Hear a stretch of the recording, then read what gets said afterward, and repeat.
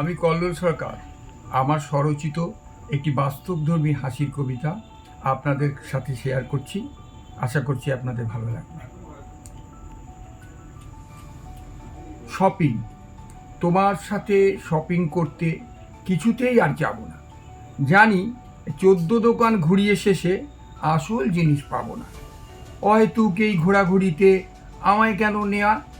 আমার তো কাজ ওই কেনার শেষে মূল্যটুকু দেয়া। গোটা 50 কাপড় ঘেটে কিনলে একটা শাড়ি, এসব দেখে শুধাই তোমায় কখন যাব বাড়ি? এক গাদা বাগ ধরিয়ে হাতে চললে আগে আগে, বলবো কি গো সারা শরীর জ্বলছে আমার রাগে। 10,000-এ কিনে শাড়ি বললে ঠকে গেলাম, মনে হচ্ছে কি কুক্ষণে তোমার সাথে এলাম। 5 ঘন্টা ঘুরিয়ে আমায় মুক্তি দিলে শেষে, কি যে শান্তি পেলাম আমি বাড়ি ফিরে এসে। সাপ লুডোর এই খেলাতে আমায় সঙ্গে নিও না, একলা তুমি শপিং করো, আমায় কষ্ট দিও না। ধন্যবাদ।